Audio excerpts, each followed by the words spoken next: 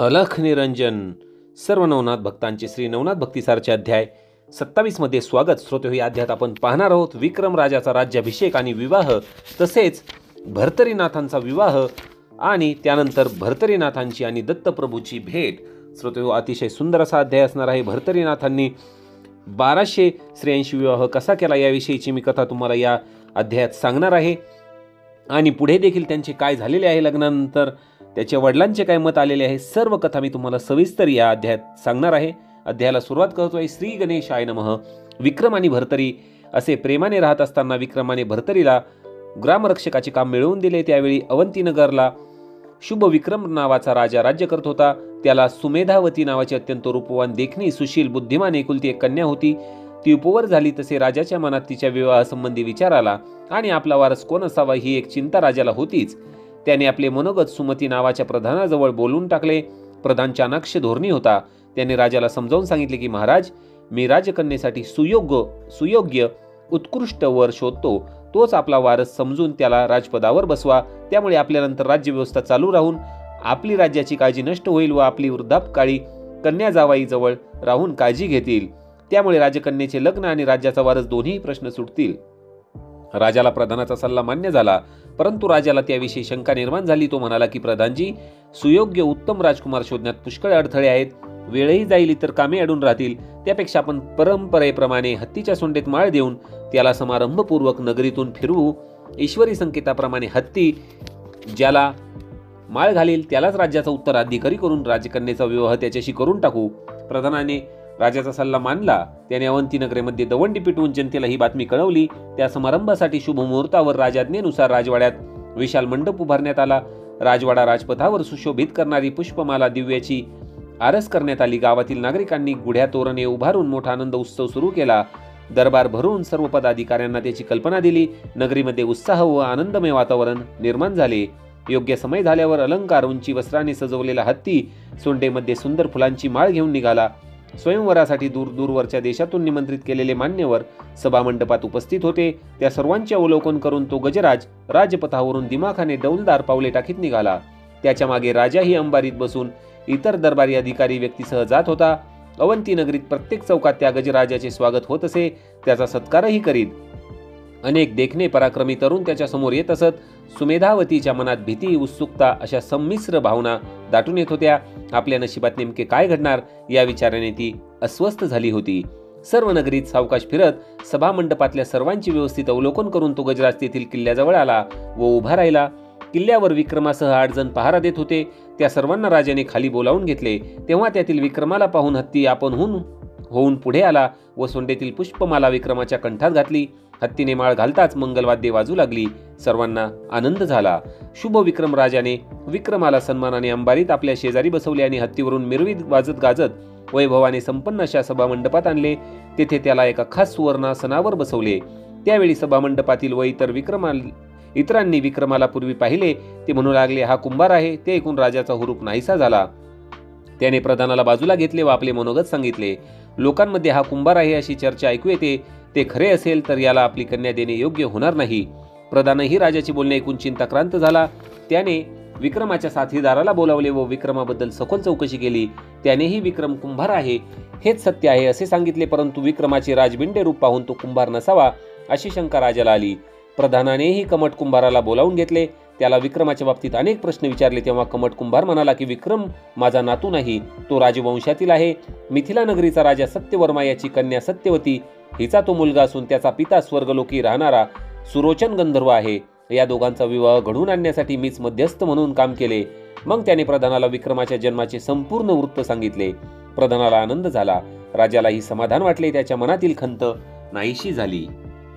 मग विक्रमाच्या राज्याभिषेक व विवाह या दोन्ही आनंददायी प्रसंगी त्याचे आजोबा राजा सत्यवर्मा उपस्थित असावेत म्हणून राजा शुभ विक्रम याने सुमती प्रधान व कमट कुंभार या दोघांना मिथिला नगरीला पाठवले. मग राजाज्ञेप्रमाणे प्रधान कमट कुंभारासह मिथिला नगरीला आला. तेथे त्यांनी सत्यवर्म राजाची भेट घेतली. राजाने दोघांचेही यथायोग्य स्वागत केले, सत्कार केला. नंतर कमट कुंभाराने सत्यवर्मा राजाला अवंती नगरीतील विक्रमाबद्दल सर्व हकीकत सांगितली. सुरोचन गंधर्व स्वर्गाला गेला आहे हे वृत्तही सांगितले. विक्रमाच्या जाती जन्माविषयी लोकांना संशय आहे. आपण स्वतः आलात व सत्य सांगितले म्हणजे संशय दूर होतील. प्रधानाने ही राजकन्येच्या स्वयंवराचे सर्व वृत्त निवेदन केले. ते सर्व ऐकून राजा सत्यवर्माला आनंद झाला. दिलेले वचन पाळल्याबद्दल कमठाचे त्याने आभार मानले. कन्या सत्यवती व नातू विक्रम यांच्या भेटीसाठी त्याचा जीव आतुर झाला. तो प्रधान आणि कमठ यांच्याबरोबर आपला लवाजमा घेऊन अवंती नगरीला गेला. तेथे तो कन्या सत्यवतीला भेटला. विक्रमाचे कोड कौतुक केले, त्याला अनेक शुभाशीर्वाद दिले. त्यानंतर राजा शुभ विक्रम व सत्यवर्मा यांनी एकमेकांची भेट घेतली. विक्रमाचा राज्याभिषेक, त्याचा विवाह यासंबंधी दोघांनी नियोजन केले. एकमेकांचा गौरव केला. पुढे एका सुमुहूर्तावर विक्रमाला राज्याभिषेक केला व नंतर राजकन्या सुमेधावतीशी त्याचा विवाह करण्यात आला. या दोन्हीही शुभ कार्याची खूप थाटामाटात पूर्तता करण्यात आली. या मंगल प्रसंगाच्या निमित्ताने पुष्कळ दान धर्म करून याचक संतुष्ट केले. नगरवासियांना मिष्टान्नाचे भोजन भेटवस्तू त्यांनाही तृप्त केले. राजा सत्यवर्मानेही आपले मिथिला नगरीचे राज्य विक्रमाला दिले. अशा रीतीने विक्रम मिथिला व अवंती या दोन्ही नगरीचा राजा झाला. अशा रीतीने विक्रमाचे अहोभाग्य उदयाला आले व हे सर्व भर्तरीनाथांमुळेच घडले. आपल्या उपकर्त्या भर्तरीनाथांचा विक्रमाने मोठा सन्मान करून त्यांना युवराजपद दिले. आता दोघे एकमेकांच्या सहाऱ्याने विचाराने राज्यकारभार पाहू लागले. श्रोते, याच अध्यायातील आता आपण पुढची कथा पाहणार आहोत, भर्तरीनाथांचा विवाह. मला माहीत आहे तुम्ही या टायटलवरूनच इथपर्यंत व्हिडिओ पाहिला आहे, तर तुमची आता उत्सुकता मी इथे थांबवणार आहे आणि ती कथा सर्व काही वाचून दाखवणार आहे. काही काळ लोटल्यानंतर अवंती नगरीचा राज्यकारभार उत्तम रीतीने चालला होता. जनता राजावर संतुष्ट होती. भर्तरी विक्रमाची मैत्री विख्यात होती. हे पाहून सुमती प्रधानाच्या मनात आपल्या रूपसंपन्न गुणवती कन्येचा म्हणजेच पिंगलेचा विवाह भर्तरीला बोलून दाखवला. विक्रमाने भर्तरीनाथांशी या विषयावर चर्चा करून त्यांचे मनोगत जाणून घेतले. पिंगलेला हे सर्व मान्य होतेच, म्हणून विवाहाची तिथी व मुहूर्त निश्चित करण्यात आला. परंतु हे सर्व ठरल्यानंतर एके दिवशी प्रधानाच्या परटाने प्रधानाला भर्तरीनाथ कोण आहेत, त्यांची जात कोणती हे समजून घ्या आणि मगच आपली कन्या द्या अशी सूचना केली. प्रधानाने कमठ कुंभाराकडे चौकशी केली. त्यांच्याकडून भर्तरीची माहिती मिळाली नाही. शेवटी प्रधानाचा नाईलाज झाला. त्याने सरळ भर्तरीनाथांनाच त्याच्या जन्मांचे जाती संबंधी विचारले. तो म्हणाला की मी सूर्याचा पुत्र आहे. मी भर्तरी पात्रात जन्मलो आहे. एका हरिणीने स्वतःची पाडस समजून मला वाढवले. जयसिंग भाट व त्याची पत्नी रेणुका यांच्यामुळे मी मनुष्य जातीच्या सहवासात आलो आहे. त्या दोघांच्या दुःखद मृत्यूनंतर मी व्यापाऱ्यांच्या बरोबर सामील होऊन अवंती नगरीला आलो. तेव्हापासून विक्रमाबरोबर राहतो आहे. परंतु प्रधानाचे हे ऐकून समाधान झाले नाही. तो म्हणाला, आता आपले नाते जुळले आहे तेव्हा विवाहाच्या निमित्ताने तुमच्या पिताश्रींना बोलावून घ्या, म्हणजे माझा नवीन पाहुण्यांशी परिचय होईल, त्यांचे दर्शन होईल. प्रधानाचे बोलणे ऐकून भर्तरीनाथ म्हणाले की ठीक आहे, माझ्या पित्याला आत्ताच बोलावून घेतो. असे म्हणून ते अंगणात गेले व आकाशातील आपल्या पित्याला नमस्कार केला व प्रार्थना करून म्हणाले की मी जर आपला पुत्र असेल तर माझ्या विवाहासाठी आपण येथे प्रकट व्हावे व माझ्या जन्माविषयी प्रधानांच्या मनात जो काही संशय आहे तो दूर करावा. ती प्रार्थना ऐकून सूर्य सौम्य रूप घेऊन मृत्यूलोकातील अवंती नगरीत तात्काळ प्रकट झाले. त्याने मोठ्या प्रेमाने भर्तरीला जवळ घेतले आणि प्रधानाला म्हणाले की भर्तरी हा माझा पुत्र आहे. मनात कसलाही संशय न आणता तू आपली कन्या त्यांना दे. हा लग्न सोहळा यशस्वी होईल. मी या लग्न सोहळ्याला वरपिता म्हणून हजर राहिलो तर सर्व उपस्थितांना ताप असह्य होईल, म्हणून तू हट्ट करू नकोस. मी विक्रमाचा पिता म्हणून सुरोचन गंधर्वाला विवाह सोहळ्यासाठी पाठवतोय. देवांनाही पाठवतो. ते वधूवरांवर पुष्पवृष्टी आणि जय जयकार करतील. हे ऐकल्यावर प्रधानाच्या मनातील संशय नष्ट झाला व त्याने सूर्यदेवाला नमस्कार केला व लग्न समारंभाच्या कार्यक्रमास प्रारंभ केला. पिंगला व भर्तरी यांच्या विवाह सोहळ्याला प्रारंभ झाला. त्या दिवशी श्रीमंत पूजनास सत्यवती व विक्रमाचा पिता सुरोचन गंधर्व स्वर्गातून खाली आले. सत्यवती व विक्रम यांची त्यांनी भेट करून दिली. सुरोचन गंधर्व प्रधानाला म्हणाला की तू भाग्यवान आहेस, कारण साक्षात दुर्मिळ नारायणाचा अवतार असलेला भर्तरी तुझा जावई झाला आहे. संपूर्ण विवाह सोहळ्यात सुरोचन व सत्यवती यांनीच भर्तरीच्या मातापित्याचे कर्तव्य पार पाडले. विवाहानंतर सर्व लोकांनी टाळ्या वाजवून जयघोष केला. देवांनी आकाशातून पुष्पवृष्टी केली. हा सोहळा 5 दिवसापर्यंत मोठ्या थाटामाटात चालला. राजाने सर्वांना उत्तम वस्त्रे अलंकार दिले. वराकडील सर्वांची गौरवाने पाठवणी केली. गोरगरिबांना या निमित्ताने मिष्टान्न धन देऊन संतुष्ट केले. विक्रम, सुमेधावती, सुरोचन, सत्यवती यांच्या वराकडील मान्यवर म्हणून सत्कार केला. यानंतर सुरोचना एक महिनाभर सर्वांच्या सहवासात राहून स्वस्थानी गेला. श्रोतेहो, आता याच अध्यायातील तिसरी कथा जाणून घेणार आहोत. आता दत्तप्रभू आणि भर्तरीनाथांची भेट. दत्तप्रभू स्वतः भर्तरीनाथांना भेटायला आले आहेत. काय आहे त्याचे कारण, तर चला जाणून घेऊया. पिंगलेशी भर्तरीनाथांचा विवाह मोठ्या थाटात संपन्न झाला. त्यांचे वैवाहिक जीवन सुरुवात मोठ्या आनंदात झाली होती. भर्तरीनाथांनी त्यानंतर 1200 स्त्रिया बायका केल्या, परंतु पट्टराणी पिंगलाच होती. पिंगलेवर त्यांचे खूप प्रेम होते. तिला पाहिल्याशिवाय त्यांना चैन पडत नसे. दरबार भरलेला असला, महत्वाचे काम असले तरी घरी घेऊन जाऊन पिंगलेला भेटून येई. अशा तऱ्हेने ते खूप विषयविलासी झाले. सर्व सुखांचा यथेच्छ आस्वाद घेत असल्यामुळे त्यांच्या अवतार कार्यात अडथळा येत असे. अशा तऱ्हेने प्रपंच व सुख उपभोग यामध्ये त्यांचे अर्ध आयुष्य निघून गेले. एके दिवशी भर्तरीनाथ शिकारीसाठी अरण्यात गेले असताना त्यांना पाहून सूर्याच्या मनात त्यांच्या संबंधी विचार आला की कुठे माझा एक पुत्र अगस्ती आणि कुठे हा दुसरा पुत्र भर्तरी. अगस्तीने तपश्चर्या करून ईश्वर प्राप्ती करून घेतली, आपल्या जीवनाचे कल्याण करून घेतले, परंतु हा भर्तरीनाथ कायम विषय भोगविलासात दंग असल्याने आपले कर्तव्य कर्म विसरून गेला. या समस्येवर काहीतरी उपाय शोधला पाहिजे आणि आयुष्याच्या सार्थक करणाऱ्या कर्माकडे वळले पाहिजे. श्रोते लक्षात घ्या, सूर्यदेव देखील असा विचार करतायत की आपला मुलगा भर्तरी हा भोगविलासात दंग आहे आणि आपले जे ईश्वरी कार्य आहे, ईश्वर प्राप्त करून घेण्याचं जे कार्य आहे ते करत नाही. श्रोते, आपल्या बाबतीतही असे होत आहे का? आपण निस्ते भोगविलासात गुंग आहोत का? आपल्याकडून ईश्वराची पूजा होत आहे का? ईश्वराची नामस्मरण होत आहे का? याविषयी देखील विचार केला पाहिजे. श्रोतेहो, हा एक संदेश आहे आपल्यासाठी की आपलं काही चुकत आहे का? बाकी सगळे आपण सर्व जाणताच. भर्तरीनाथांच्या उद्धारासाठी काळजीने त्रस्त झालेल्या सूर्याने सौम्य रूप धारण केले व तो स्वतः भूतलावावर आला व त्याने गुरु दत्तात्रेयांशी भेट घेतली. त्यांची मनोभावे प्रार्थना करून म्हणाला की गुरु महाराज, माझा पुत्र भर्तरी दुर्मिळ नारायणाचा अवतार असून अज्ञानात भ्रमित होऊन पडला आहे. त्याचे स्वहित कोणत्या कार्य करण्यात आहे याविषयी दुर्लक्ष होऊन भरकटत आयुष्य तो जगतो आहे. त्याने वेळी सावध होऊन आत्मकल्याणाचा विचार करावा. यासाठी तो कसा प्रवृत्त होईल याचा आपणच मार्ग दाखवला तर कृपया त्याला वाचवा. तुमच्या आशीर्वादाने त्याच्या जन्माचे सार्थक होईल. त्यासाठी आपणाला विनंती करत आहे. यावर दत्तप्रभू म्हणाले की तुला तुझ्या पुत्राची काळजी वाटणे, तू त्याच्या हिताचा विचार करणे उचित आहे. माझ्या लक्षात तुझी चिंता आहे. मी त्याचे कल्याण करीन. त्याला नाथपंथी म्हणून उदंड कीर्ती मिळवून त्याला जागत उद्धारांचा मार्ग तू मला आठवण करून दिलीस, हे चांगलेच. त्याच्या कल्याणासाठी काय योग्य आहे हे मी पाहतो. दत्तात्रेयांच्या या धीराच्या शब्दांनी सूर्य निश्चिंत झाला आणि श्री गुरूंना वंदन करून स्वस्थानी गेला. इकडे चैत्रातील त्या प्रखर उन्हाच्या रणरणत्या दुपारी भर्तरी अरण्यात शिकारीसाठी गेला. आपल्याबरोबर त्याने भरपूर सैन्य घेतले होते. शिकारींच्या मागे धावून भर्तरी व सैन्य थकून गेले. पाण्याशिवाय सर्वांचे प्राण कासावीस झाले.